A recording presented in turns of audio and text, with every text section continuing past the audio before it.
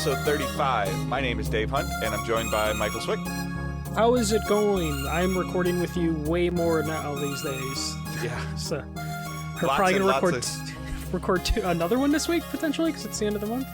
Yeah, lots and lots of content for you guys that we've been producing. I think after this episode, like in a 9-day period or something like that, it'll be like almost like 9 hours, which is kind of crazy. Yep, and it's not even E3, but kind of is. Non-E3, E3. I liked your little post about that. Yeah. All right, so we are Digital Days Gaming. We produced a weekly podcast along with a few bonus episodes lately surrounding all the aspects of the gaming world. PC, Switch, Xbox, PlayStation, all of the above, mobile if it ever becomes necessary and relevant. Nope. And we record live on Twitch, twitch.tv/digitaldaysgaming, where you can watch the show. You can subscribe to us if you have Amazon Prime for free, or you can do a paid sub if you so choose to support us that way. You can follow us on Twitter at Digital Days Pod. You can also join our Facebook group. All of our social links will be in the show notes below. Or if you click the next screen on your phone. So if you could leave us a review wherever possible. A lot of you guys have been doing that lately over the last couple of weeks, and we really appreciate that. It helps us move up the charts. We spiked pretty high at the charts, actually, last week at one point in time. So that's a huge kudos to you guys for downloading the show and for leaving reviews. It's a huge, huge help to hopefully get more and more eyes on the show, which maybe we have and maybe we don't. So who knows? Yeah. But again, just retweeting, sharing on Facebook, posting the review with stars and something written helps tremendously. Even if it's just I like it, like that's better. You don't have to write a paragraph. Nobody's gonna like book report proofread you or anything. But we definitely have some stuff to go over. There's some news and a couple of things actually happened today, which is good. I mean, I think Mondays are working out better for recording. They seem to be. They kind of bail us out when we're recording on Sunday and we're like, oh no, there's nothing new that happened. Yeah. So, all right. So we're going to talk a lot about Facebook today. So, ironically enough. So why don't you go ahead and kick us off? Because this just happened. This just happened a couple hours ago, or at least it was like formally announced, which comes as a surprise for me. But Facebook has purchased Ready at Dawn. This is the developer of The Order 1886, God of War Chain of Olympus, and a couple other like Vita games. And they've been working on the last couple years a VR franchise called Lone Echo. So Facebook bought them to be part of their Oculus team because Oculus is still important for Facebook. Despite I feel like Oculus stuff has been kind of not trending. But this is Facebook's way of buying a pretty competent studio and making them make Oculus a place to play exclusive games. So there's no money that was talked about for this, at least yet. Facebook is a public traded company, so they we'll get the numbers eventually, just not right away. They currently have 2 studios. It's in Irvine, California, and Portland, Oregon. Those 2 studios will still stay the same. And as far as I know, they are going to be completely independent. There was a quote floating around that says they will remain an independently operated developer under the Oculus Studios team and create immersive, innovative VR content. So this just comes out of nowhere, and I feel like me and Dave over the last like couple months were just like, oh, Brady and Dawn's probably working on a PS5 game, just because which they could have been.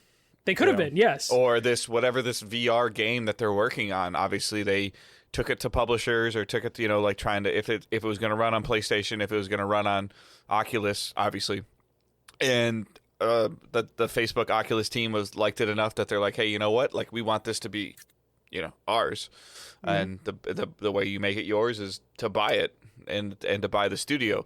There'd been rumors or speculation amongst tons of gaming news over the last couple of years of, when they were listing when Microsoft was buying all the studios, of like what studios should Sony buy, and Ready at Dawn was always on that list. It was always in like a top 5, top 7, top 10, whatever list, just because of the tech that they've been able to use. Like whether you liked the game or didn't like the game, the Order 1886 was a beautiful looking game. Yeah, and they've done decent work on the Vita, so it was just always assumed they were just one of those studios that you almost disassociated. Like Sony already owns them, just like how people assume Quantic Dream was already owned by Sony or Insomniac was already owned by Sony.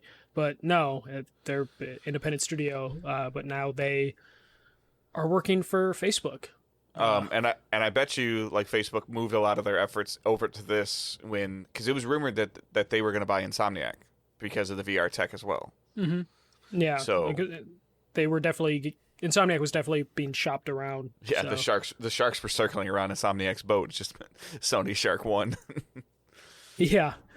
It sucks. I mean, I think it sucks because I would really like to see what Ready at Dawn puts out, and I don't have the ability to run an Oculus. But I mean, I'm happy that a studio is going to, an independent studio is now owned by a corporation that will keep them afloat, hopefully. Yeah, of all the companies, this was like kind of a bummer because Facebook isn't the best company, but it's definitely a company everyone uses, so there's some advantage for them as a studio, like financially. So you kind of hate to see. It's like when Amazon was buying studios, and Amazon hasn't really put out anything for their stuff. So you kind of get scared when like a big company like this buys a studio, especially if it's going to possibly just be for proprietary hardware that's expensive. There's a lot of like things to worry about in this scenario, because usually when a big company like this buys a studio, either nothing comes out of it or they fold the studio right away. So hopefully that does not happen.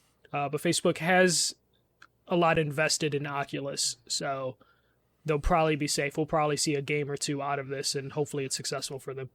Do you think that, obviously, I mean, like Facebook owns them now, we know that, but is it going to be Oculus exclusive, or do you think that they would try to capitalize on third-party sales? So there's been a little bit of a step back between exclusivities on Oculus and the Vive. So I'm even talking about PSVR too. Oh, I don't even include PSVR just because the tech is so limited compared to the other two. Okay.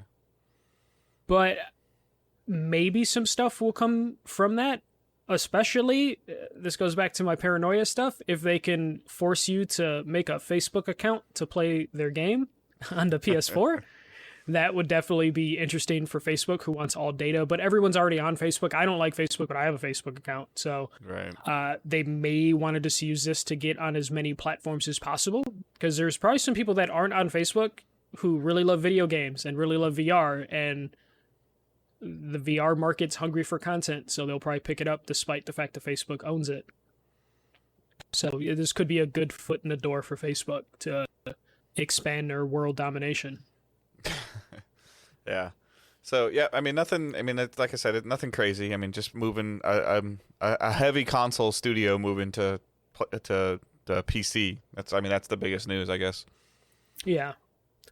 But yeah, well, I guess we'll find out numbers. I know me and you, Dave, are fascinated by how much studios you want to cost. Guess?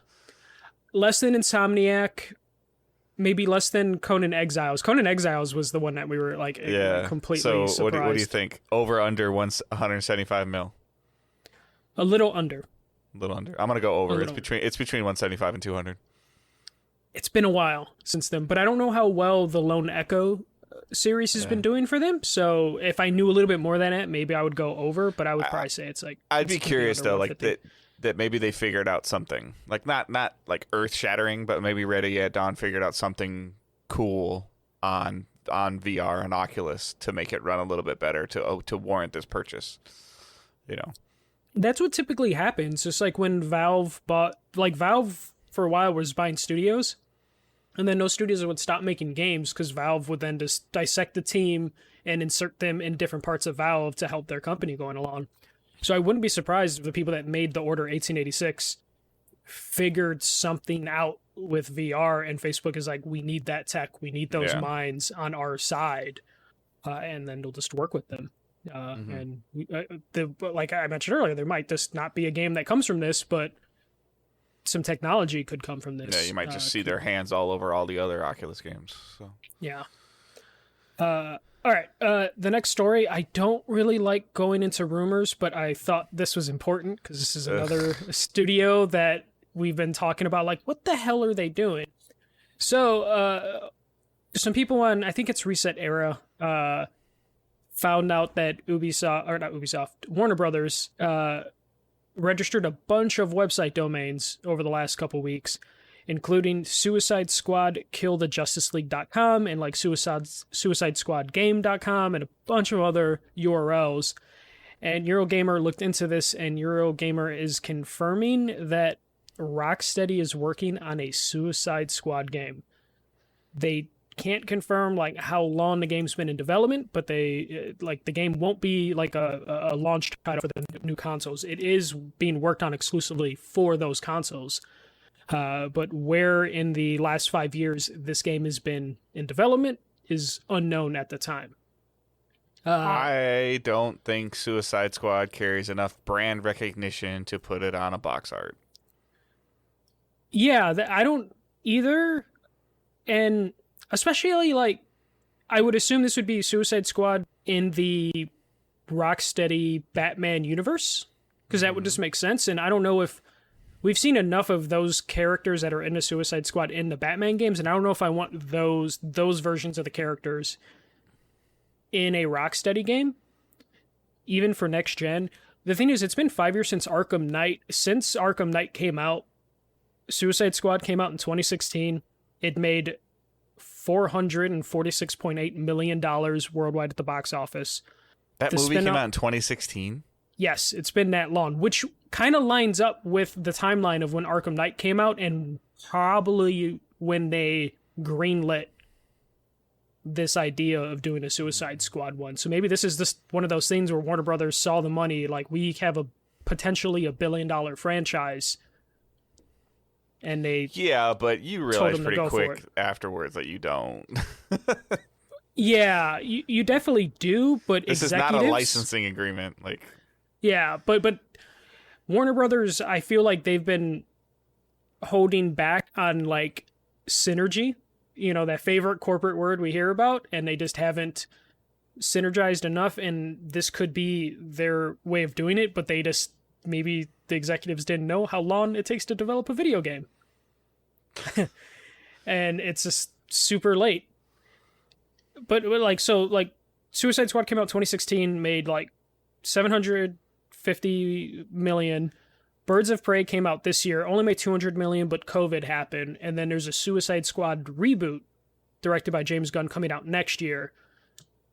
So maybe they're like trying to take advantage of that, and you know, maybe it'll be out next year along with the Suicide Squad reboot movie, which people would hope is good. James Gunn's attached, so it has a chance, but I just don't want this kind of game from them. Like, I don't either. Yeah, I mean, I don't want Rocksteady to, I'm going to try to say this as delicately as I can. I don't want Rocksteady to just continue to build on the world that they've already built. I would love to see them do something completely different. Like, not necessarily completely different, but like we've always talked about, like a Ninja Turtle style game with their engine and their combat system, something cooperative. And I just don't, like, Suicide Squad doesn't. You kind of want them out of the DC universe, right? No, I don't even care if it's not out of the DC universe. Like, you know, like I would almost at this point be okay with some kind of Batman vs Superman storyline that they're trying to play with the combat, and if they're going to go that route. But I just think there's so many other cool characters that you could build a game around and have some of the Suicide Squad people make appearances in the story or on a side mission or as a DLC or something. Not to build an, like, I just don't see PS5, Xbox Series X, PC, DC Comics presents, or Rocksteady presents Suicide Squad. Like, it just doesn't, like, that's not going to be one of those things where you walk into a store and it's Batman, Arkham Knight. Like, it just doesn't carry it. Or Spider-Man. Like, yeah, I've never been a fan of like the Suicide Squad concept in general, and the horrible movie in 2016 just like proved that even more. It's a weird concept, and it almost seems like too easy and kind of boring for Rocksteady to do. If this is true, it's not next gen. Like, this would be like the end of this gen. If they were going to do something like this, like, because it would just be building on the same foundation. Yeah, the same foundation. You're in the same world. Like, you could tie it to Arkham somehow if you wanted to. Tie it to Gotham. You know. Yeah. Yeah, I'm not too sure about this move. Apparently, they are going to announce this. There's a DC fandom event in August, which I'm assuming is a digital event, where they'll announce the next Batman game from Montreal, Warner Brothers, which is, I forget what it's called. They did Arkham Origins, right? They did Arkham Origins, which was okay. It wasn't bad. People made fun out of it because it was bad, but it wasn't bad. It was just mediocre compared to the Rocksteady games. Yeah, so the Gotham Knights game from WB Montreal will be announced, and that's like a Court of Owls Batman game. So you're going to have your regular Batman game or your Batman-like experience, and then you're going to have Suicide Squad being made by the A-Team, which just seems more confusing to me. Like, when you want your A-Team working on the Batman game and then have Warner Brothers Montreal, the B-Team, working on a Suicide Squad thing, I think that would be like, do you not like the concept of Suicide Squad or the fact that Rocksteady is doing a Suicide Squad? Because I think it's more, both. for me, the latter. Okay. For me, it's both. I just don't like. I've seen the Suicide Squad characters in the the Arrowverse or the Arrow DC CW world. Don't care. The movie I heard is terrible. It is. So It's I haven't even that hasn't even been something that when I'm flipping through stuff when I've been on a plane going to and from the East Coast to West Coast that I picked to watch, and I think I watched Justice League on the plane. And that's that's a mistake. Yeah, so I mean, it's not even something that's worth my time on a plane. Ever like, oh, if I fall asleep, I don't care. Like the Joker character is, and I feel like that, like you were mentioning, but A team versus B team, like it's been 5 years since Arkham Knight. Like, I would almost at this point be okay with another Batman game. That's what it's weird is about it. It's just like it would almost feel better if they just went back to Batman because it's been so long, and there's not only so much you could do with the Suicide Squad. So and I'm also just tired of hearing about all these other speculations and rumors of what they're doing. Like, there comes a certain point in time where just Rocksteady, put a logo on your website and say, we'll talk to you in August. That would be so helpful. That would be fantastic if they just were like, hey, yeah, we're making this. I'm hoping because of all this is leaking, they'll just pull an EA and like, here's a trailer, come back to us in August and we'll show you how it plays. Yeah. Especially if like the Suicide Squad ends up being like a co-op game, then I'm going to be even more upset those Ninja Turtle rumors were fake. Because if like they could figure it out, like the Batman combat with co-op, I'm going to be very upset that it's going to be Suicide Squad, and I'm going to play as Harley Quinn, Deadshot. So you can't even name them. I can't, because they're all... the whole point of Suicide Squad's started as like a joke. It's a land of misfit toys. Yeah, but not even a good kind of land of misfit toys, Truck with square wheels. Yeah, it's such a shame. I hope this isn't true. But Eurogamer usually doesn't post stuff unless they can back it up. So hopefully we're wrong. Hopefully they got some bad intel and it's not a Suicide Squad game. Or even that they're in there. Like, I would at this point, okay, like there's a significant, they play a significant role in the story. Like, yeah. But it's not, they're not the focal point. Like, that would be like what I would be okay with, I guess. If it was Justice League : the Suicide Squad, as opposed to the Suicide Squad kills the Justice League, I think we'd be having a different discussion. If the game was you have to like round up the Suicide Squad and you're playing Justice League people, that would be significantly more interesting. Yeah. All right, let's move on to the next one. A little bit of sad news, at least for me. Cyberpunk has been delayed yet again. It is now set to release November 19th. So what, a week before Thanksgiving / Black Friday? For us in the States. Also probably the launch of the next gen consoles. Yes, yep. So the reason they're updating is they need additional time. The reason, in air quotes. The reason is for additional time. I'm okay with this decision, by the way. So yeah, it bug fixes and balancing mechanics. All right, let's be real. You can sit there and talk about whatever the press release says or doesn't say, but people were already speculating and talking about it before of waiting until next gen. This just eliminates that process. Like if they want to buy it strictly on next gen and not start it in September on PS4 and play it on PS5, or start it in September on Xbox One and move it to Series X, like this just essentially eliminates that decision.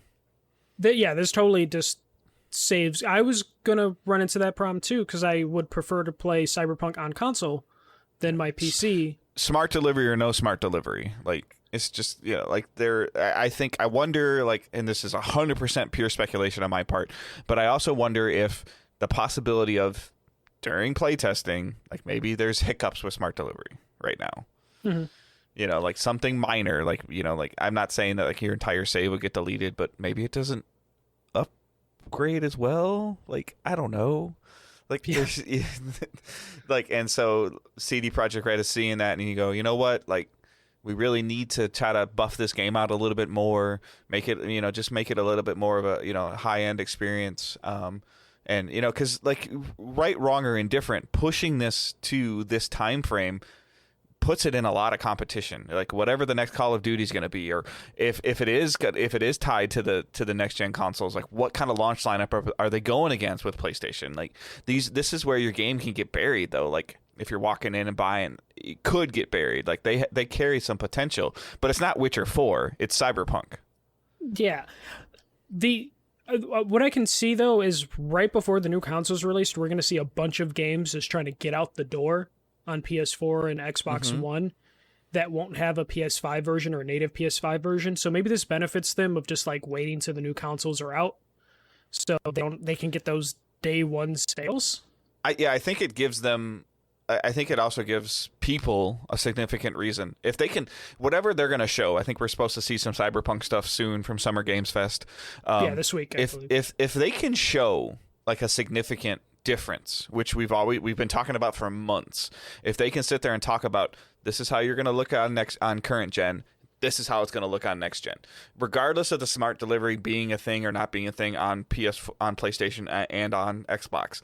If they show like side-by-side comparisons of the two, like it will help sell next-gen consoles. People will buy the next console because that's a game that I want to play. That's how I want it to look. So here's the thing. They confirmed that if you buy it on PS4 and Xbox One, you will get a free update on next-gen consoles. So the PS4 and Xbox One versions will run on the next-gen consoles because backwards compatibility, and you will see an improved performance on those consoles at launch, but there will be a more robust update arriving at a later time with like native stuff for those consoles. So even day one of PS5 and Xbox Series X, you're not going to get the PS5 and Xbox Series X version of those games. You're going to get like an improved version of the previous gen. Which again tells me that they're probably waiting to see how Sony and Microsoft's UI and download processes are going to work live. It's going to be a good test, because if they're talking about a big update, a robust update that could like change the game significantly, I'm guessing they'll just have you download the entire game over again, or a texture pack again, like like optional texture packs and everything like that. So they reiterated and confirmed PS5 is part of the upgrade program, despite not having smart delivery. Avengers, actually, from Square Enix, announced today that they are also going to support upgrades and compatibility from PS4 to PS5 and Xbox One to Xbox Series X. But I don't know if they use smart delivery specifically for the Series X, but it sounds like Sony has it. They just don't have any fancy marketing term for that. So it looks like games are supporting this jump. This also means that the DLC plans, I love that they had to do an interview about this, or they had to tell investors that hey, this delay all the DLC expansions for Cyberpunk in the multiplayer component that they are going to add eventually. And I keep forgetting that they have promised a multiplayer mode for Cyberpunk 2077, though they said the delay won't affect the multiplayer that much because it's still super far off. So it sounds like the multiplayer might be like a year or two down the road from Cyberpunk 2077 even launching. I mean, does a Cyberpunk multiplayer appeal to you?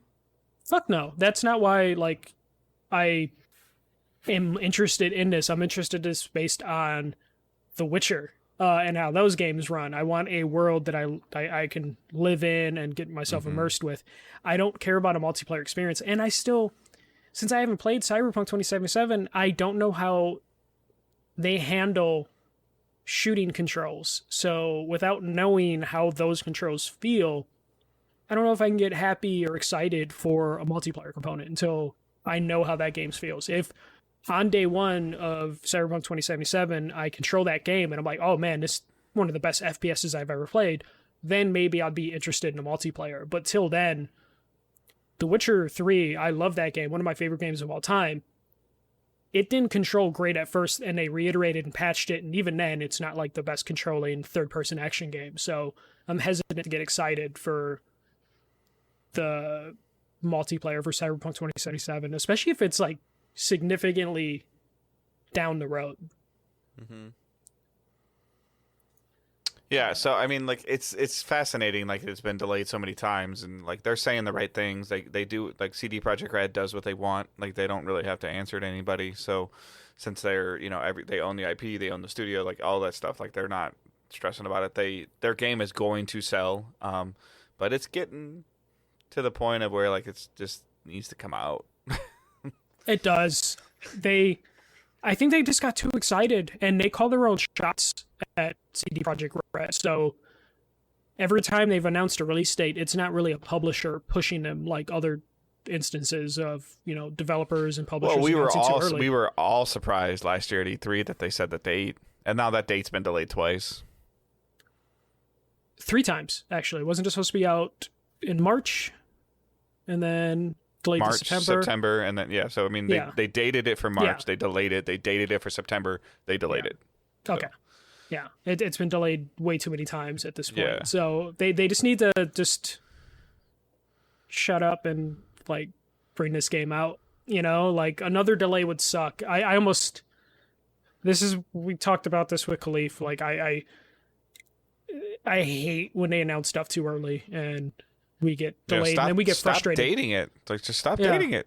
Just say 2020. Yeah, just give us a window. I miss windows. Like when they're just like fall, or that should have been. They shouldn't have dated it the first time they delayed it. They should have just said fall instead of putting a date. Because now we're waiting until November, which I guess I'm fine with. It's one more game I'll pick up with my Series X or my PS5. But that's it for Cyberpunk. And now the biggest news today that this came out of nowhere. Microsoft is shutting down Mixer as of July 22nd. Crazy. They just threw it out. Phil Spencer, talking with The Verge, said, "We started pretty far behind in terms of where Mixer's monthly active viewers were compared to some of the big players out there, Twitch. I think Mixer community is really good to. I think the Mixer community is really going to benefit from the broad audience that Facebook has through their properties and the abilities to reach gamers in a very seamless way through social platform Facebook has." So, they hate Twitch. So since they hate Twitch, they're redirecting all their streamers to Facebook. Yep, and they're partnering with Facebook Gaming, which. This is the best part. Hasn't been confirmed yet, but Ninja and Shroud, the 2 biggest streamers on Mixer, signed exclusivity deals with Mixer, not Facebook. So they were asked if they wanted to continue, and there was reports that they might have been asked for double what they're currently getting to move to Facebook. And Ninja and Shroud said no, and now they're free agents. But because they said no, Microsoft had to buy them out of their contracts. Ninja contract with Mixer was reportedly at $30 million.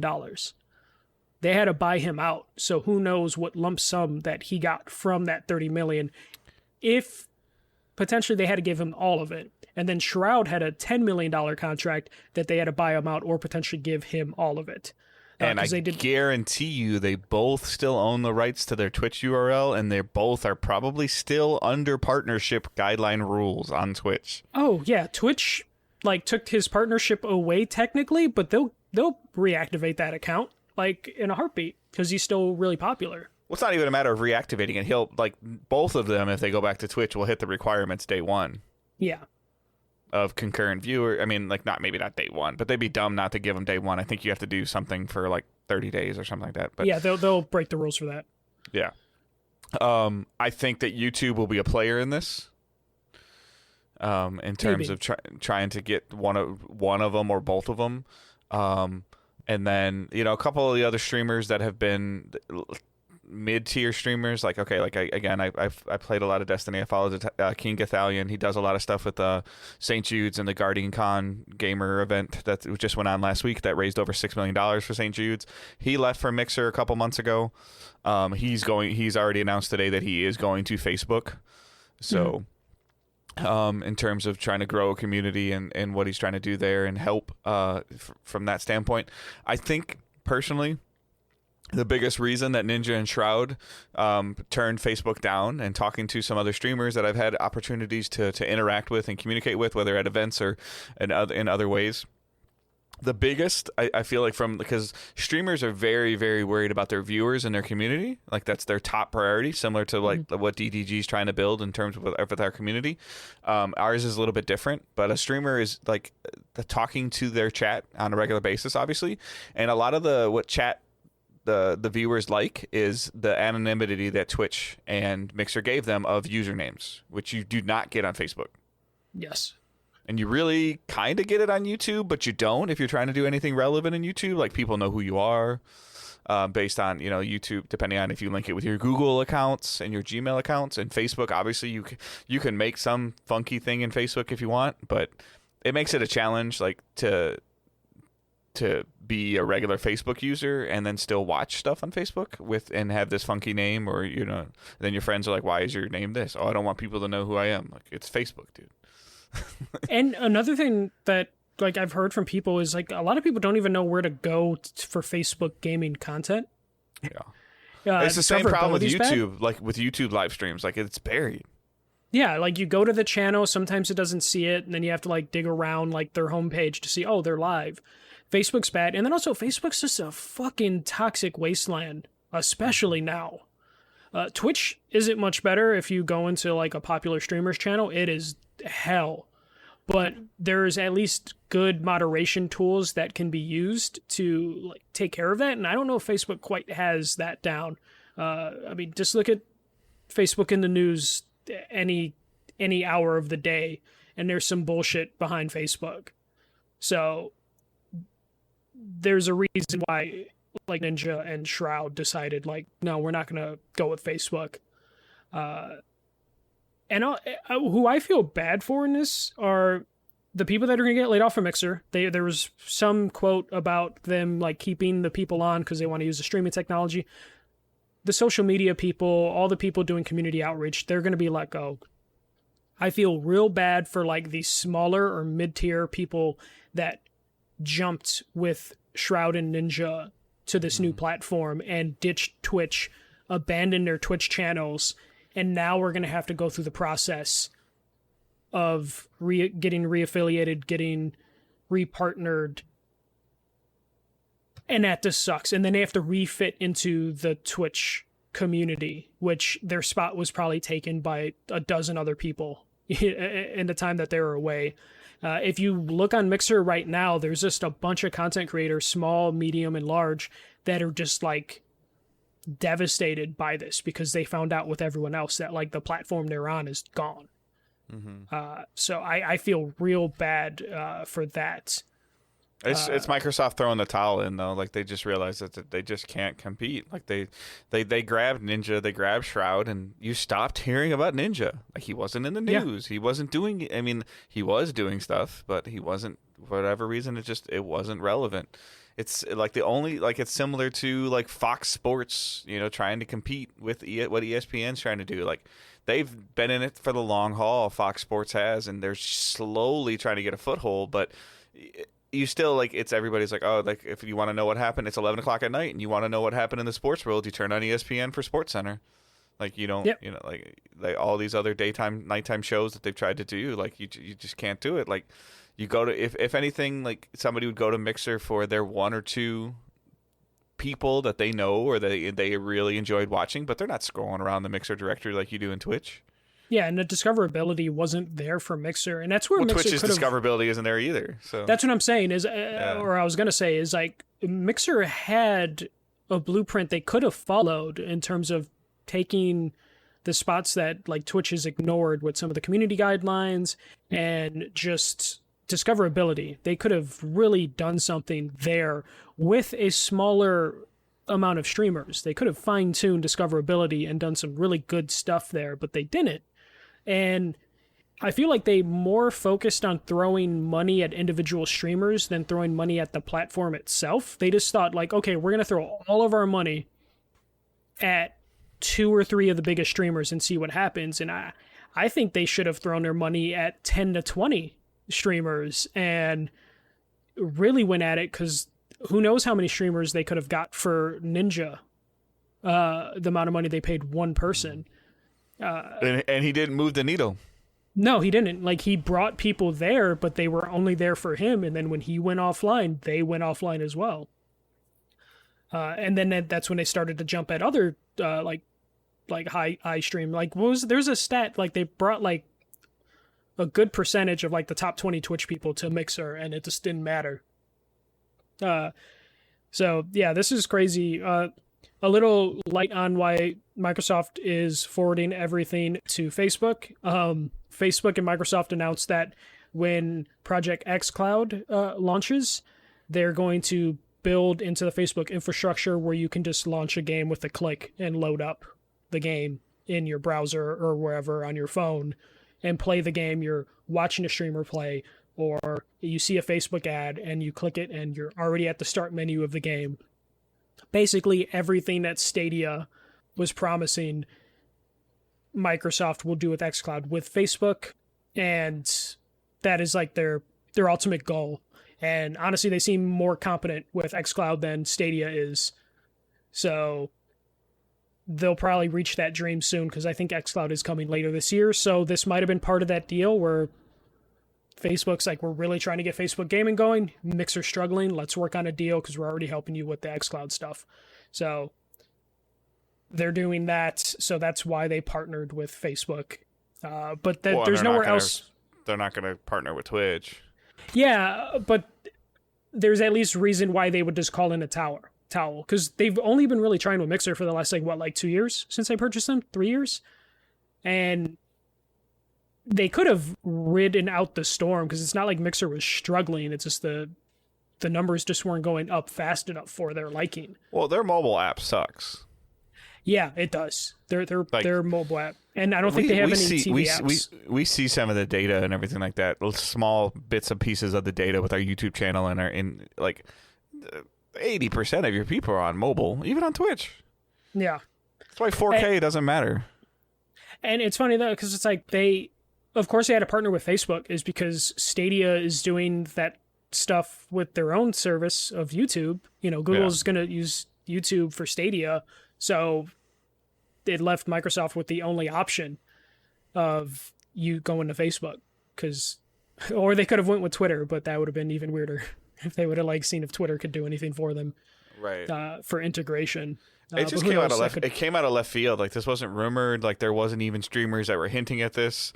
I think that I saw a couple streamers that I follow on Twitter that are Mixer streamers are like, I'm not streaming today. I've got some things I got to work on. So I think that they might have found out early this morning before it went public.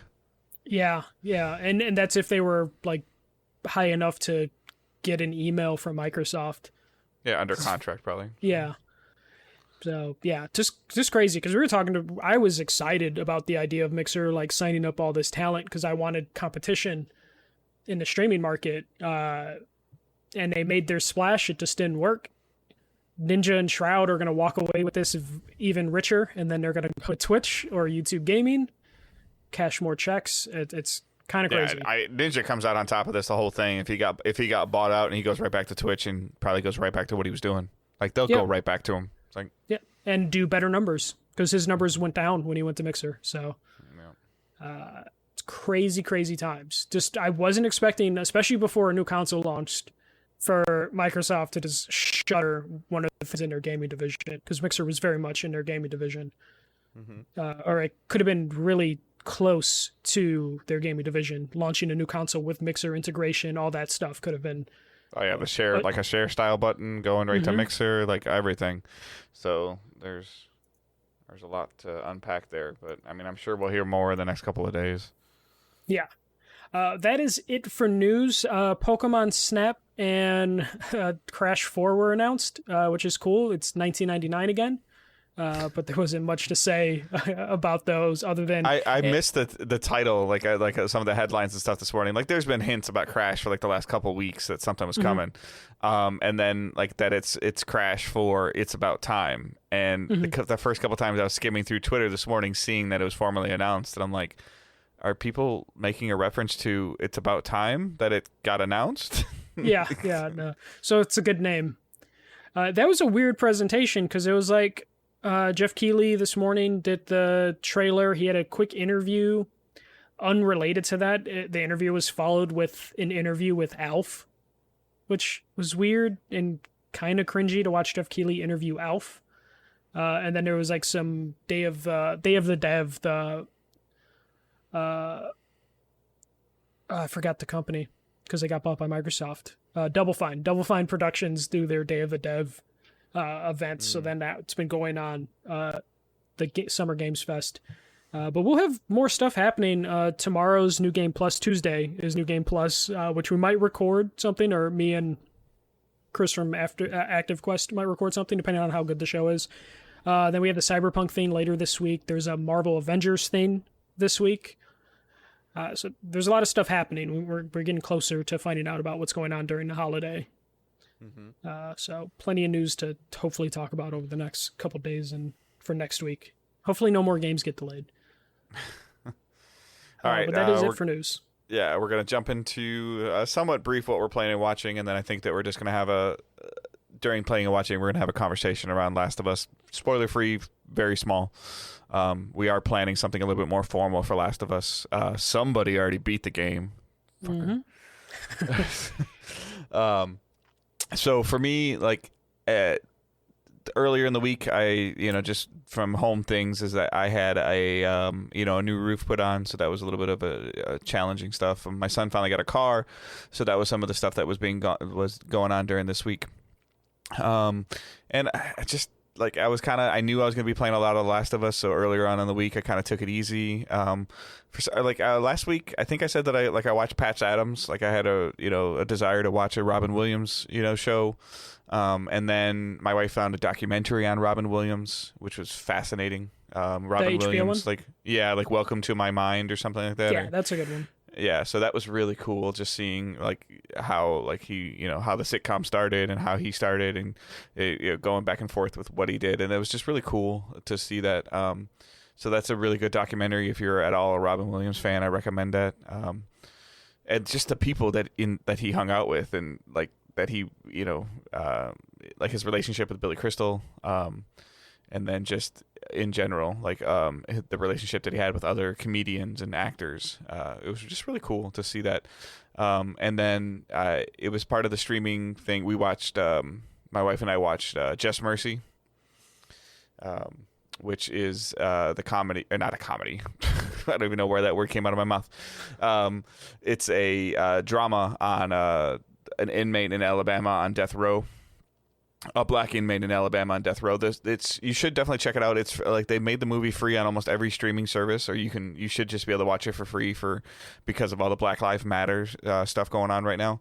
Again, I'm terrible with actors' names, but overall, it was just really good to see. Not good, but fascinating to watch. Just it's based on a true story, just to see how crazy it is. and how crazy it was. The court systems, how Alabama, the South, how things are treated, what happens, and seeing like a mountain of evidence pile up on one side and a judge being like, yeah, nope, don't care. It was just crazy. And then finally just it being like forced, and there's there's twists in there, and and just listening to the other things that are going on in the world now, just taking the time just to learn, whether it's Juneteenth or any of this stuff, or having a conversation with your friends, or even having a conversation that you don't want to have with your friends to find out how they think. It's fascinating. Like the stuff that's, like all the tied into all the Confederate flag stuff that's going on with NASCAR and all that other crazy stuff. Just looking at what people are idolizing and what people are building their values on. It's rough. Yeah. So those are the two things that I watched, and then I dabbled just very, very slightly in Destiny. Again, it was like we recorded, and then it was like Tuesday, Wednesday, Thursday were pretty mellow for me, a little bit with work, and still got my damn stitches in. Hopefully I get these out this week. It's almost gonna be like a month that I've had these in. Yeah. So you playing with them on stream off camera, and I'm just like, ugh. No, it's the Band-Aid. Okay, I'm just like, Dave's gonna have to go because he's gonna pull his stitches in the middle of the stream. No. So like just trying to, like I run into some situations where my hand starts to hurt. But it was Father's Day too, so I did play a lot of Last of Us on Father's Day. As riveting as that sounds.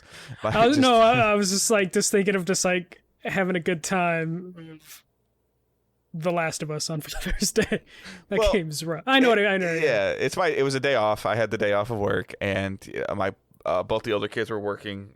So we send Owen in the other room or play outside, and again, Angela treats this like a movie.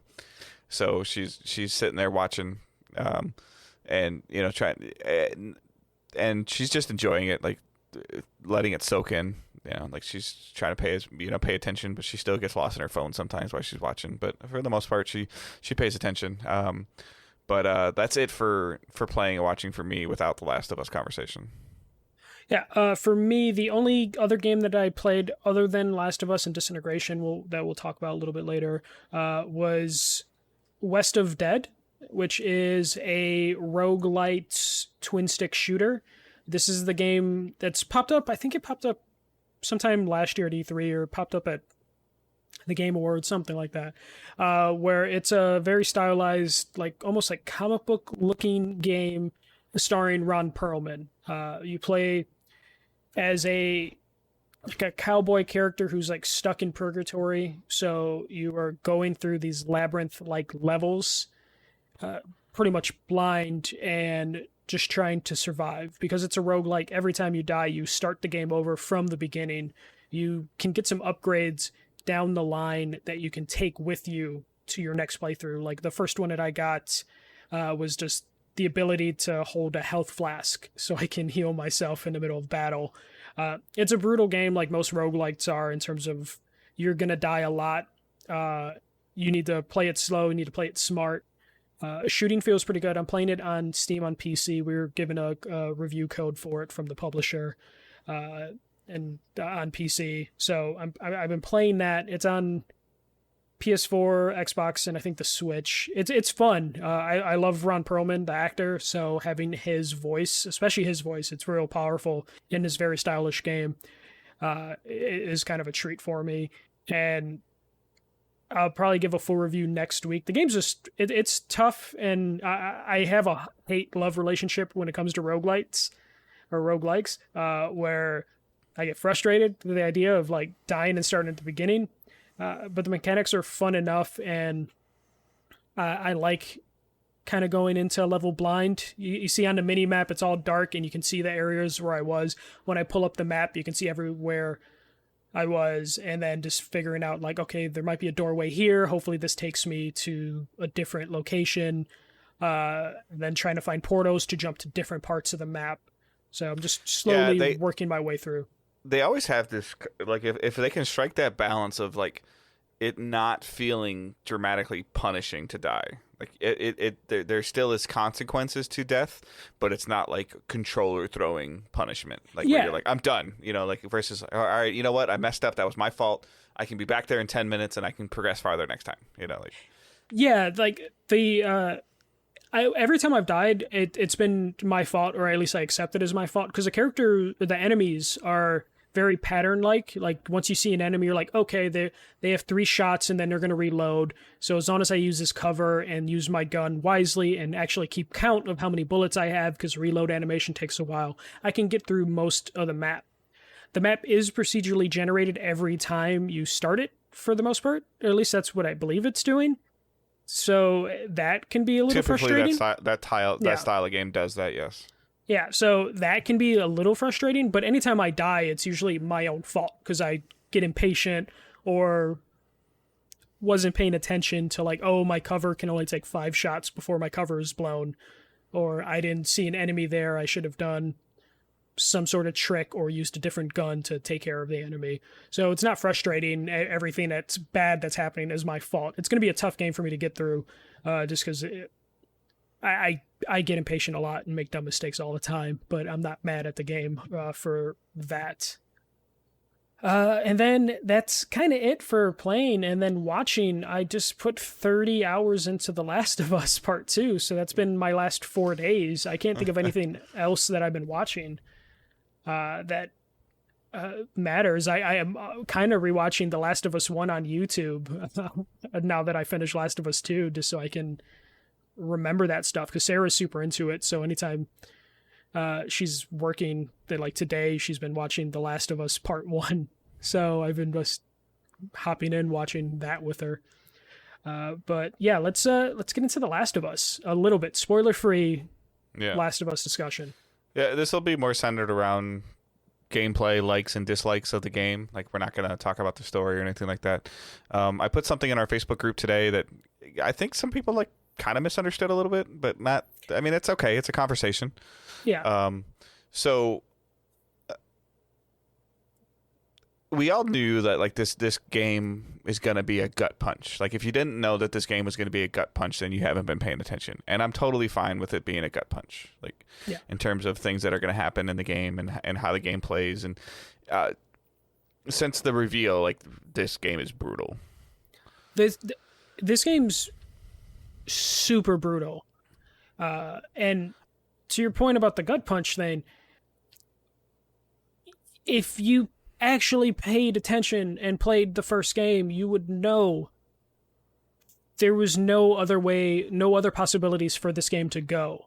Like, the world is just a brutal, violent, horrible world that is The Last of Us.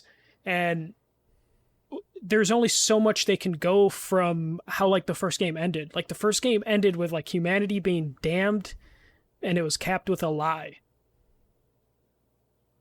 With that information, how brutal do you expect the second game to get? I expected it to be brutal.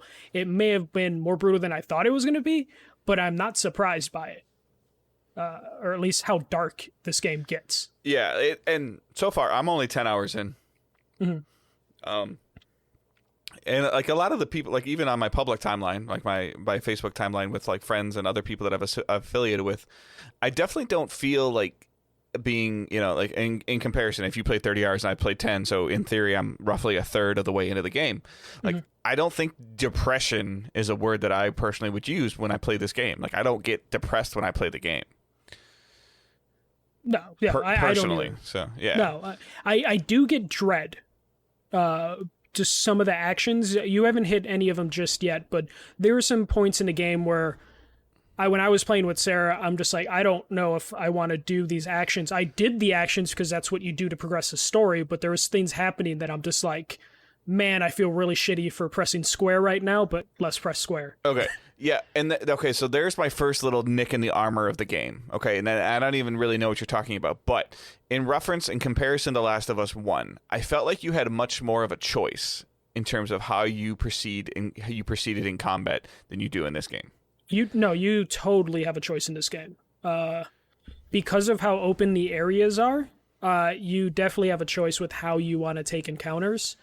I'm talking more about like story related stuff. Like that the story has to go to certain places and you have to play through those moments.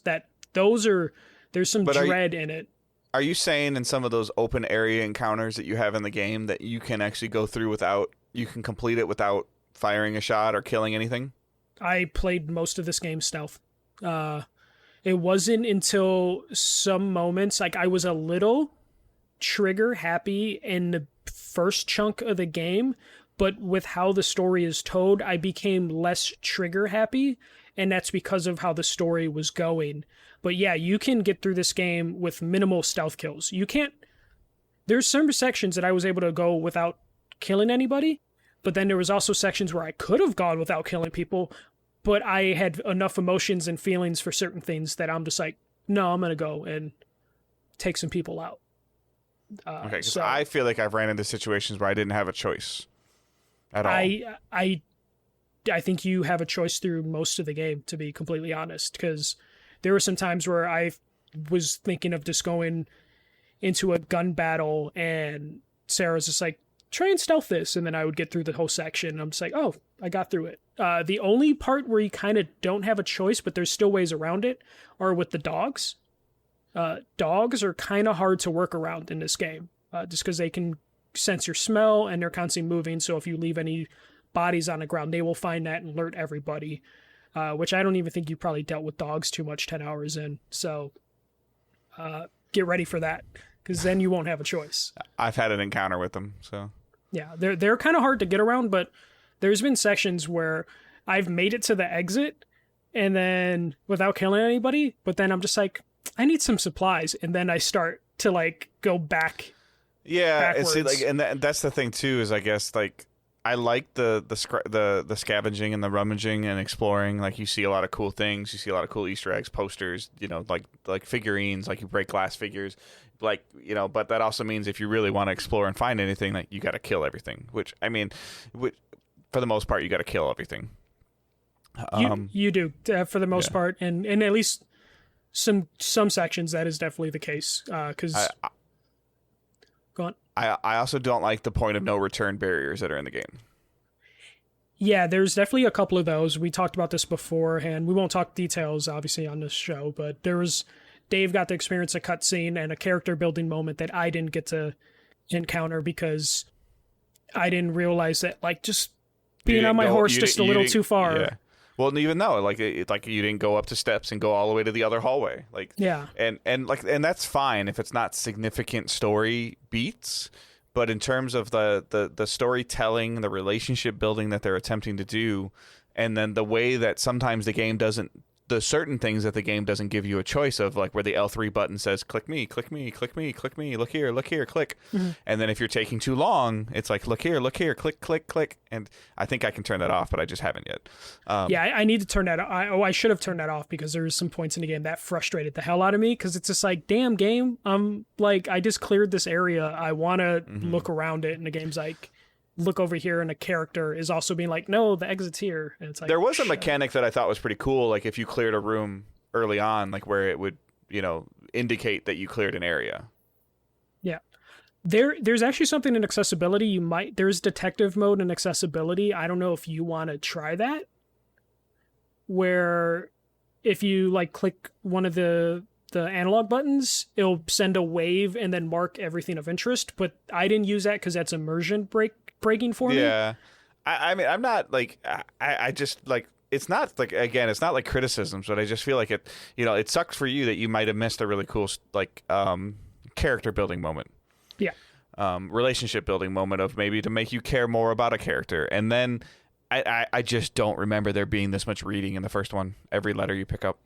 No, there definitely was, and it wasn't. I just as don't elegant. Remember it. So it wasn't as elegant because rewatching The Last of Us Part 1 right now with Sarah a little bit, every time the YouTube video picks up a note and I just see how they display the text, and I'm just like, oh, it's so much better in Part 2. The only thing that sucks though is you can't talk about this game without being attacked, which is super frustrating. I mentioned on day one, like, oh, I'm 10 hours in and I'm liking the game, and I had like 3 people that don't follow me who are just following the search and talking shit about my opinion of the game or talking shit about the game. And most of the stuff they're talking about, they haven't played the game. They're going off the leaks, and we talked about this when we talked about the leaks being available, that people were going to see them, and it's a couple hour gameplay and it's stuff out of context. And then they made their assumptions about the game out of context. And every time I see a criticism from an angry person, they're going off the leaks, and that's all they have. And it's really hard to judge a game like this that's 30 hours off of like a cutscene that's like 20 minutes. Especially when, at least it appears so far, that the stuff that we were shown at E3, like the trailers, those were all like foreshadowing story building. Yes. Like there are certain things that, you know, and it's not uncommon for Naughty Dog to do something like that. Like we've seen like gameplay scenes in the game, in their games, like shown at E3 or shown at like events. But a lot of the stuff that they've been doing for The Last of Us Part 2 that they've been building up to, when you saw, like, that was just them trying to build the atmosphere and build the characters of like, okay, that's just the world that you're in, and it's just more or less making your mind think about the people that you're seeing. Yeah.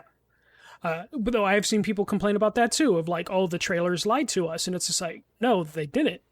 If you play the game, you will see this stuff in context from where it is in the game, as opposed to a standalone trailer, and it's driving me nuts. I can't wait to talk about this game like at length with you, like spoilers and all, just because I feel like there's a really long discussion about this game.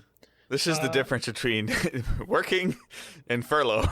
Yes, it totally is. But to be fair, I played it over the weekend. So. And Sarah's been watching, like, she watched me play this game the entire time. She was the one, like, pushing me through it to where, like, we'd wake up Saturday and she's like, we're playing The Last of Us right now. And then we played for, like, 12 hours straight. Like, there was 3 nights in a row. We went to sleep at 1 o'clock, 2 o'clock, and then 3 o'clock in the morning. And then today we had, like, the epilogue to finish. And played that, and yeah, I love the game. I can't wait to talk about it at length instead of vagueness, because there's a lot of stuff that is out there right now. It's super toxic. I hate that everything gets turned into like a your team versus my team bullshit with everything, and it's happened with The Last of Us, and it's a damn shame. Yeah, because I think it's a good game. I love what they're trying to, what Naughty Dog is attempting to do with this game, and trying to broaden the game and build the franchise, which I'm hoping that, you know, like I'm hoping that they continue to do stuff in this universe. It's interesting to me and I think I wrote this. I really am in the mood right now for a point A to point B to point C to point D to point E game, of where, like, I just go and I get to play, and then I get to walk away from it and stop. And for the most part, like, God of War was like that for me. But there was still all this other stuff, all this other shiny stuff that I could have played. It wasn't necessarily story relevant, but like some of it, you know, God of War's story was really good, but the combat was you know, also fun. Last of Us story is really good. Combat, I'm not hating it, but it has room, like, areas of improvement that I think could be a little bit better. There are things that are happening that are frustrating me. Yeah, there was definitely some times where I like died or I messed up a stealth kill, and Sarah's like, why did you do that? And I'm just like, I didn't. The controls did that. Yeah, I'm having a little bit of a hard time with the prone and the crawling. Like, I didn't use crawling at all. I know I was supposed to, but I just didn't like it, so I just didn't use it. Yeah, so like I'm having some issues with that. And then just some of the gunplay I'm just having some problems with. But again, it's fine. Like, I know that there's things that it's not, this game is not focused around that gameplay, and I'm okay with that. If I die, I'm like, all right, well, I just got to do better. Like, I got to think about it differently, or use my resources better. So yeah. I mean, and we are going to, I guess it's on me now whenever I beat it. We will record something. Depending, we might try to do it live on Twitch, but if anything, it'll just kind of show up on the feed. Yeah, probably based on how discussions of this game are going. Yeah, so we'll see what that is. But again, like, your feedback is always appreciated. If you guys want it to be live on Twitch and you guys want to be involved in the conversation with your questions, like as we're recording, like, please let us know. If we don't do it live on Twitch and you want to ask your question and let it go, like, that's fine. But Since Dave is still playing, if you want to send in stuff for our spoiler cast, you can send it to Michael at digitaldaysgaming.com so Dave won't see it before he beats it. I probably if you send an email, I probably just won't even open it. So. Yeah, but I don't want anyone to risk putting something in the subject line that's a spoiler. So yeah, if you want to share your opinions, there's my email. Send it in. But so. please play the game and send your thoughts on the game. I do not give a fuck about what you think about the game without playing it. Because, God, I've had to deal with that all weekend anytime I mention this game on Twitter. So, please. So, yeah, I mean, let us know how you guys want the spoiler cast to go. Like, we're doing it. Like, it's just going to be, I mean, our goal was, like, early July. With Michael beating it as quickly as he has, like, I'll probably kind of, put my head down a little bit more and try to get through this sooner. It gets really linear at the end, if that helps you. Partially to just avoid it being spoiled in conversation. Like one of my coworkers is playing it and he's ahead of me. We were talking today and he's like, I'm going to stop talking. so he's it's fine. He asked me where I was. I told him where I was and he told me where he was. And, and he asked me the last thing I did and he goes, okay. He's like, and then he kind of just, so that we talked a little bit about the stuff that happened prior, but, for the most part, I'm enjoying it. It's this is the first time, like, and if you're watching on Twitch or if you've seen any of the streams, like I sit at my desk primarily. I'm sitting in front of this microphone right now in front of multiple monitors. This is where the majority of my game playing has been for the last at least year and a half. And I'm not playing down here. Like I'm playing upstairs in my living room. And like I said, Angela's on the couch, covered up in a blanket, drapes closed, watching me play, and she's asking questions, or we haven't really ran into any kind of like crazy mechanic or anything like that where she likes to get involved. Sometimes she helps me find things or how to get into areas. So I mean, but she's trying to get enthralled in the story. But I'm happy. This is the first one that I won't stream. I just don't think it's worth it, especially this early on. It's not worth it, and this is something that, like Angela and I have, like it's one of my best gaming memories is playing Last of Us 1 and her keeping me up the entire night to beat it. Yeah. So like, not that that's ever going to happen right now with my work schedule and stuff, but I think she saw that you had beat it, and so she texted me and she's like, so you're off on Thursday? I go, uh-huh. She goes, well, we'll probably just like play the game like really late into the night, Wednesday night into Thursday morning. And she's like, I know you want to beat it. I was like, I do want to beat it, but I'm not rushing through this game. Like, I don't recommend it, rushing through it. Like, I needed to digest certain moments in the game, but I know I play games a little different than you, in terms of like how I get emotionally attached to some things, to where like there was moments where I needed to digest it, and I'm glad it took me as long as it beat it, even though I beat it in 4 days. But like, man, there were some times where I just needed to break and then like think about everything that happened. Yeah, I don't get emotionally attached to media in the moment. Any form of media in the moment. It takes time for things to sink in on me later. So like I'm never to the point of like, there might be a point where I'm like, all right, this is a good stopping point. And my wife's like, what is wrong with you? Like, yeah. She's like, go in the door. Like, so, but I'm not really affected. It's weird. I know it's just something I do. My son is very similar. Like I just don't get emotionally attached to in the moment things. So. Yeah. It's understandable. You probably will have a reflection time with this game though, based on how it goes. Oh yeah, I'm sure I will. Yeah. So I fully expect to. So yeah. All right, let me just talk about Disintegration. Let's just do a review. You played a little bit of Disintegration. I did. Yep. Yeah. We talked about it a little bit last week. Though we've recorded so many episodes since then, it's weird to say last week. So Disintegration is from the former creator of Halo, one of the founders of Bungie. It is a first-person shooter with real-time strategy elements. It's you play as someone that's on a grav cycle, which is basically like a hover vehicle, and you have a squad with you, and you control that squad, giving them basic objectives, like telling them where to go, what enemies to attack, and when to use their power-ups. Most of the objectives are very simple. It's like, hey, go to that terminal and turn it on. Because I can't, because I'm in my bike. So it's kind of contrived in that way. Area. And then defend the area. So it's very simple that way. What interests me the most about this game is the story and the universe.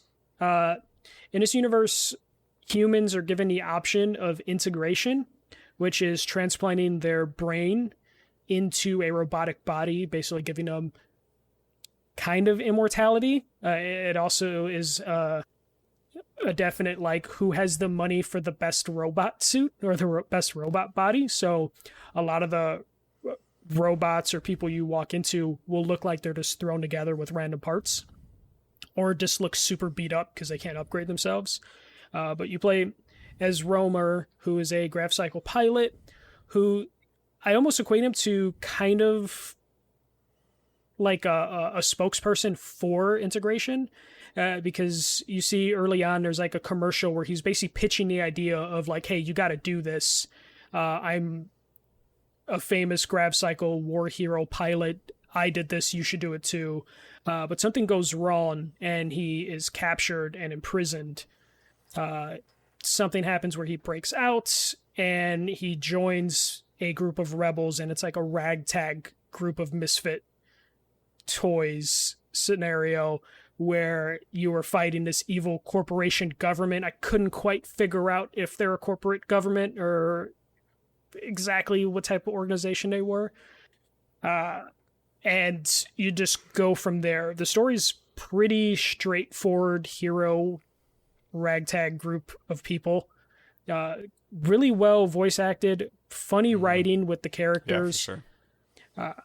The cutscenes are really short. Like the opening cutscene is probably the longest, and it's like 5 minutes, and then every other cutscene is like maybe 30 seconds to a couple minutes, which is a shame because I love the characters. Like I thought they were entertaining. Yeah, lots of good quote unquote downtime dialogue too when you're kind of traveling from one area to the other in a mission. Yeah, in between missions, you're at a hangar, and I'm just talking about in a mission. Oh yeah, in a mission, yeah. On your way to like the waypoints, there's like good back and forth between some of the characters, and in between missions, you have like this hub area that you go to. The hub area changes based on like where you are in the story, where you can go up to different characters and it'll give you side objectives, and then you can also just learn about their past and get a little bit of world building. That stuff is like my favorite part of the game. Are the little interactions during the mission and the interactions in between missions. That social space feels kind of clunky, though. The social space feels aged just because it's so empty and barren. And I feel like that's kind of a theme with this game, which is lack of depth. And that's just kind of present everywhere. So the gameplay is this grav cycle RTS stuff where you can kind of do the missions by yourself without really using your squad too much. But you do have control of the squad, but the stuff that they have for the squad to do is limited, and it's lacking a certain amount of depth, which is a bummer. I think it's missing a form of an upgrade system. Yeah, an actual upgrade system, because you can like level up the individual characters, but it's really like increasing their health or cooldown, but there's no expansion beyond that. Still does the same thing in the first mission, does the same thing in the final mission. Yeah, there just isn't a progression through it that makes it worth continuing unless you really like the story and characters. The gameplay doesn't evolve over time like it should. Yeah, and I also didn't feel like, and I'm not as far as you are. I didn't feel like a lot of times like the games and combat levels kind of like progress upward as it's challenging a little bit more as you learn things. And I feel like this combat was very linear. It is very linear, and their only way they like try and challenge that linearity is just throwing more enemies at you. Like just like, oh, we're just going to throw, here's flying enemies along with the ground enemies, and that's as deep as it gets, which is a shame. You can't really switch out the characters you're given on a mission. You're just given certain characters, which is a shame. I really wish you could swap them out. Maybe you could do that on the higher difficulties, but you just can't do that on the regular difficulty, which is a shame.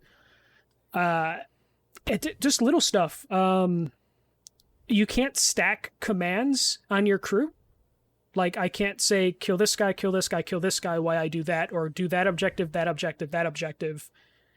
Once you change objectives, your whole squad will then just go with you, as opposed to being able to trust them to do multiple things and knock out multiple tasks at once or after each other, which is just kind of annoying, you know, because there's some times where it's just like, I cleared out the enemies, there's no danger, but we need to do 3 objectives and I can't just stack them.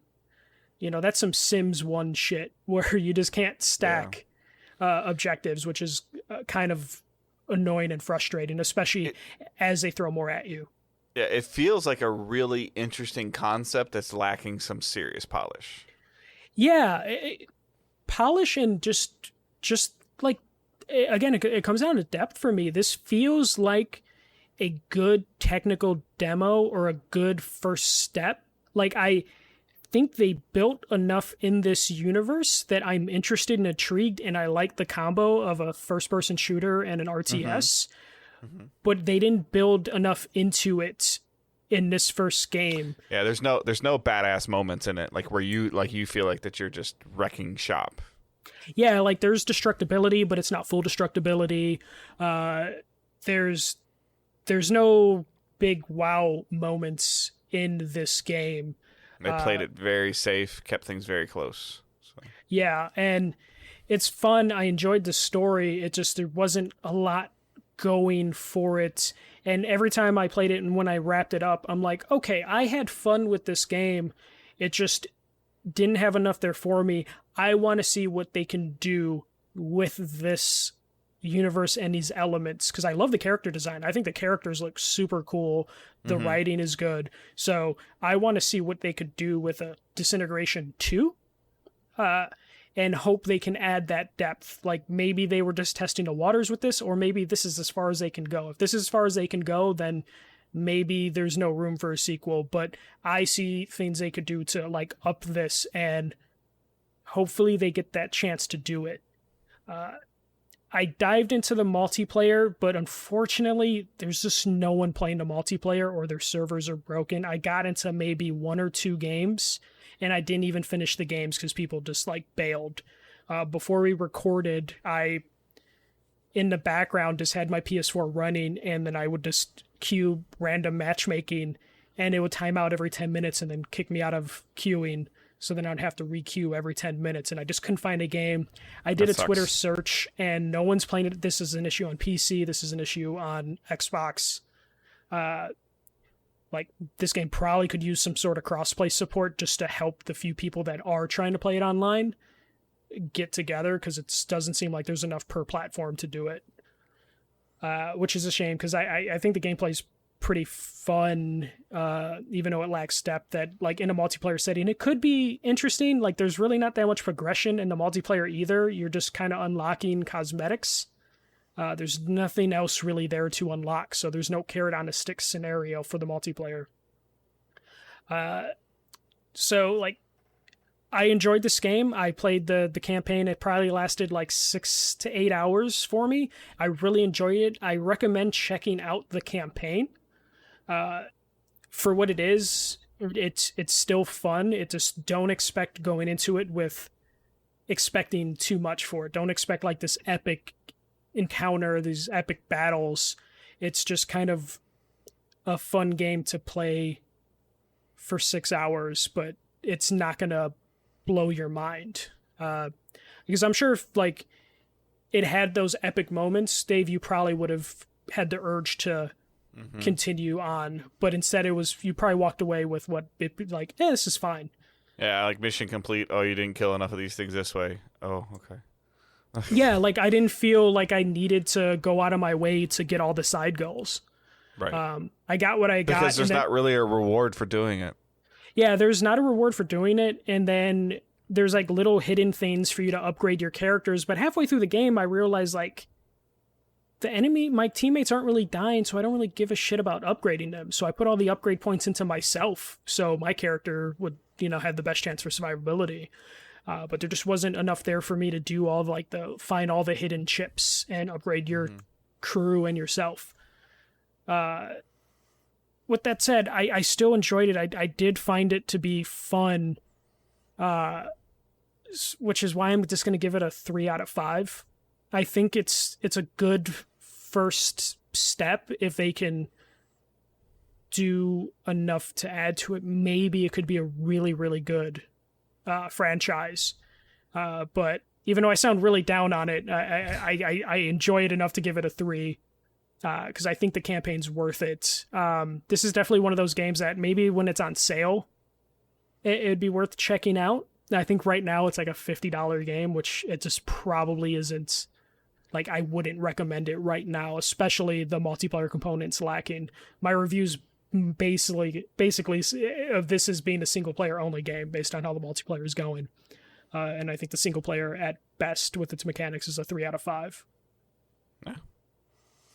All right, we're going to jump into questions and comments. You can send us questions using hashtag AskDigitalDays on Twitter. You can post them in the Facebook group. You can post them on our Facebook page. You can post them in Discord. All of those links are in the show notes, so please check them out and join some of the community in the conversations with whatever platform that you choose to use. So our first one comes from Andrew.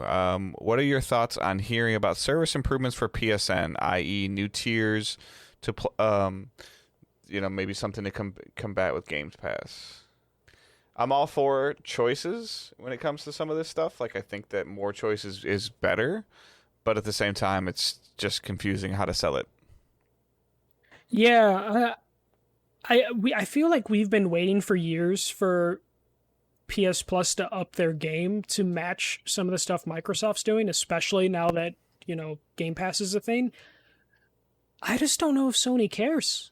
Like, it seems like they have no interest in, like, pushing PS Now to be something. And that's really all they kind of have. Like, if you look at, like, Ultimate Game Pass, it's, you get Xbox Live, you get Game Pass, I think, on PC and Xbox One. Yeah, if it's Ultimate, you do, yeah. Yeah, so they have all that to put on that. All Sony really has, their video service failed, their music service failed. All they really have is PS Plus and PS Now, and I don't know if that's enough for them to, like, combine and make it a Game Pass competitor. I do know PS Now is on PC, but I don't know how popular that is, to be completely honest. I want them to do something, especially after they, like, went from 6 games to 2 games. If anything, they've gone down in quality. But I think it's confusing. Like, how do you buy it? Like, if there's, like, 3 different versions of PS Plus, like, in terms of, like, which one do you buy? What happens if you buy the wrong one accidentally? What happens after 3 months if you want to upgrade to the higher one? Like, there's just, like, there's so many questions involved in it. It does need some improvements. It does need, a nice, like, an overhaul of, like, what they're gonna do, like, how, like, they need to speak on it soon. Like, how is Plus gonna impact PS5? Like, is it just gonna play for am I just paying for multiplayer? Like, am I getting PS5 games? Like, yeah, what I think will that you look will. like at launch? Yeah. Is it going to be 4 or PlayStation people going to be entitled to 4 games, 2 PS4, 2 PS5, backwards compatibility, where those PS4 games guarantee to work with my PS5 if I have Plus? Or are they just going to double down on PS4 games working on PS5, and all the Plus games we're going to get are ones that do work on PS5? That's what I'm saying. Like I would almost feel like it would have to at that point. They can't give away super old PS4 games because then they won't work on PS5. There's a lot of things that they could do, and there's a lot of answers that they have. I'm hoping they have, like, another State of Play in August and go on some sort of whatever the version of a media tour is in 2020. Yeah. They need to start rolling. And just I need pre-orders to go up, damn it. Yeah. Like a Q&A live stream with somebody, like, even if it's Keeley at this point in time, like near the end of Summer Game Fest, like, just, Jim Ryan sits down with Keeley and he just goes through the bullets, like, goes through, for an hour and just talks about the stuff that people are wondering, Yeah. So, our next question comes from Matt Lowe. Injustice Gods Among Us Ultimate Edition is currently free on the PlayStation Store. Not on PS Plus, just free at the moment. So everybody should go download that. Which got him thinking, I used to play beat-em-ups a lot before getting into more online multiplayer games. Why don't beat-em-ups have party lobbies where friends can group up, play 1v1, and spectate the current match, or does that exist in a game? Let me know. So I did a quick Google search and I really couldn't find anything, but I believe that Injustice has a King of the Hill mode. Yeah, so I got confused with this question because he said beat 'em ups. To me, beat 'em ups are side scrollers. But beat 'em ups are fighting games for him. No, I'm pretty sure a decent amount of fighting games do have some sort of lobby system where you can just go at it. I believe Street Fighter, I'm pretty sure it's 5, has something like that. I know one of the Marvel versus Capcom games definitely has that. Not 100% sure about spectator mode, because I think that like when MK you're doing does. When you're doing King of the Hill and Injustice, I think you're doing something else while you're waiting for your fight. I'm not 100% for sure. I believe one of the MK games definitely has it. And then I looked in beat 'em ups. There are some beat 'em ups just because I had to look at the beat 'em ups genre when I first saw this, and I'm like, I think some of the like Capcom beat 'em up bundle has a lobby thing where you can just turn your game on and random people can jump in and help you out. I think he's looking for like 8 people in a party chat, all in the same lobby, all talking crap to each other and watching each other fight. Some games definitely have that option. Yeah, I think Injustice does. Yeah. If it isn't Injustice 2 that has it, it's definitely one of the Mortal Kombat games that brought that in. It's hard to tell with those without loading those games up just to confirm it. That system is definitely out there for a few fighters. Sometimes it works, sometimes it doesn't, though. So yeah. And our last question of the night comes from Justin. What is the appropriate amount of time to wait before discussing spoilers of games or movies? 2 weeks, Dave? We're doing 2 weeks, right? For The Last of Us? I think that's just, you got to know your audience and just, always tread water. Like always, I think just be respectful. Ask somebody if they've seen something or if they care. Like that seems to happen a lot in our party chats, like my PSN party chats with stuff like, are you going to play this game? No. Or if you haven't played it yet and it's been out for like X amount of years, even if I do play it, I don't really care. But I think just tread lightly and be careful. Yeah, I think it's kind of comes down to just ask people, like, hey, do you want to talk about this? Or, just don't openly talk about stuff, because there's definitely, I've noticed on other people's Twitter posts and Facebook posts with The Last of Us where people were like, I'm enjoying it, and then people are putting cutscenes from the game ending in their replies, like, in your group of friends, you can determine those boundaries, but now in the social media age, it seems like it's the Wild West in terms of like when you can talk about a game.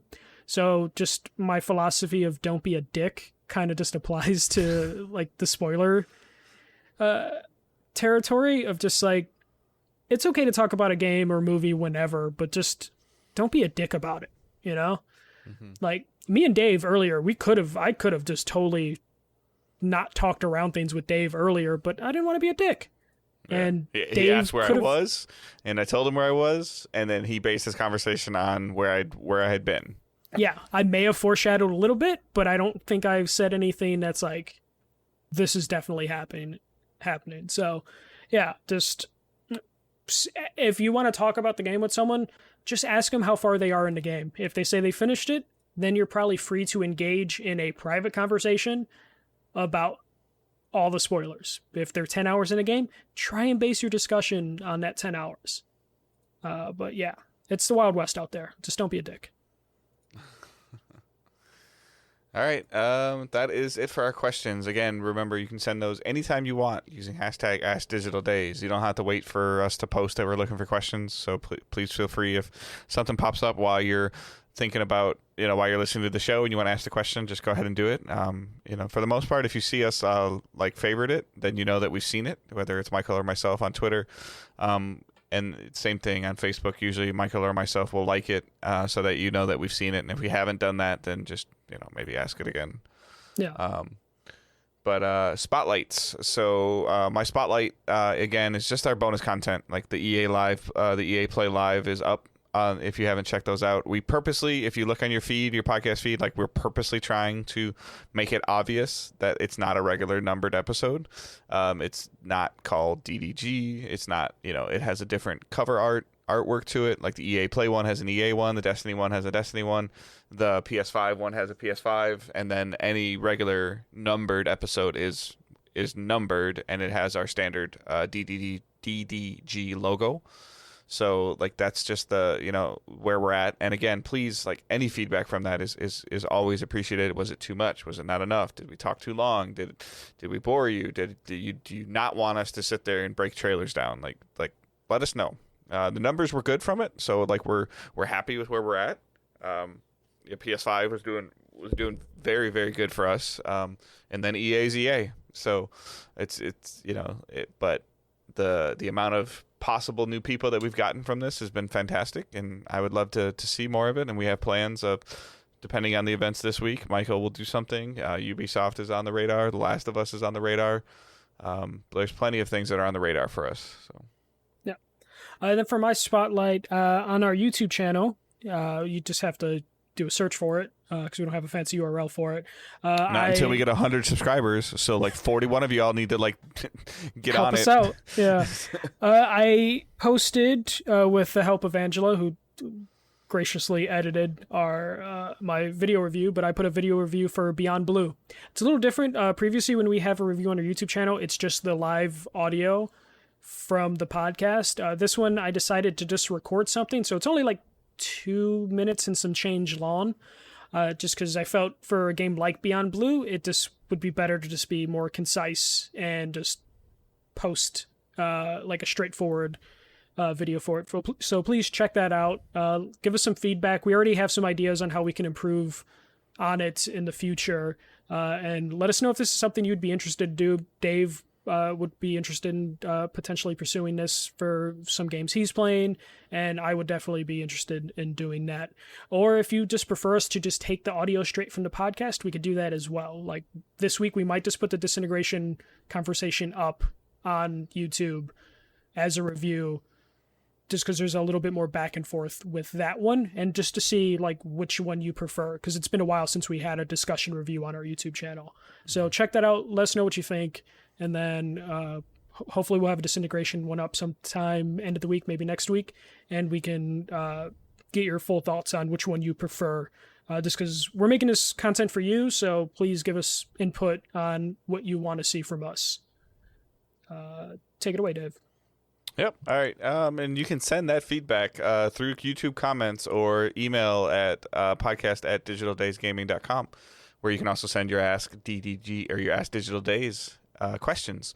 You can also send them on Twitter at Digital Days Pod. You can send them to Michael at the first MJC 1ST, or you can send them to myself at Good Dave Hunt on Twitter. Join the Facebook group. Link is in the show notes. Join the Discord channel. Link is in the show notes. And obviously our Patreon tiers. So $1 tip jar. Just hey, here's a buck. That essentially pays for 1 month of Simplecast podcast hosting. If you guys join that, our $3 Discord access, for $3 you get access to a private Discord channel. If you're also a Twitch sub and you link your Twitch and your Discord together, you'll have access to that channel as well. Because monetarily it's about the same.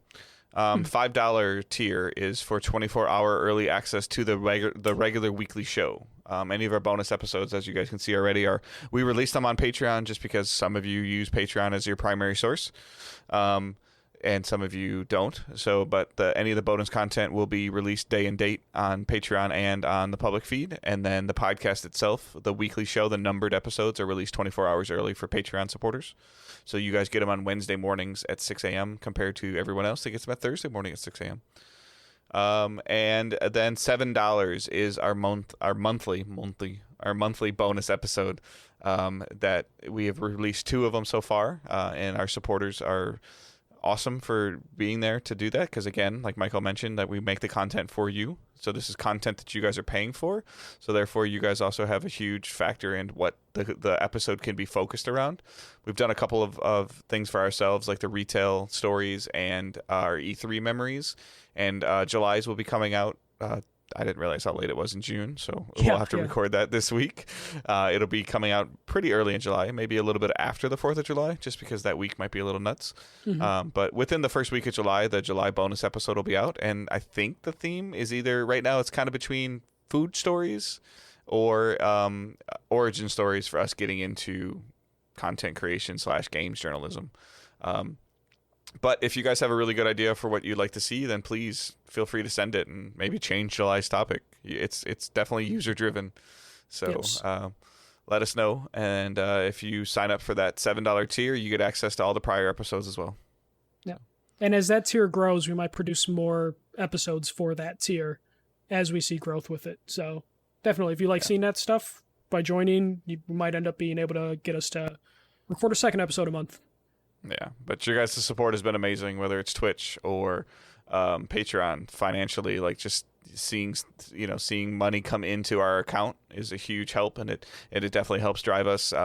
We're going to be making an upgrade for Michael as soon as it's available, because of your guys' ability to support us on Twitch and Patreon. So we are going to be getting Michael a new microphone. There's nothing wrong with his Blue Yeti, but the new Elgato microphone just has some really good integration that'll work really well for streaming and for podcasting. So Yeah, and it'll be interesting to review it. So anyone that wants to get into streaming, this could be a good microphone to get.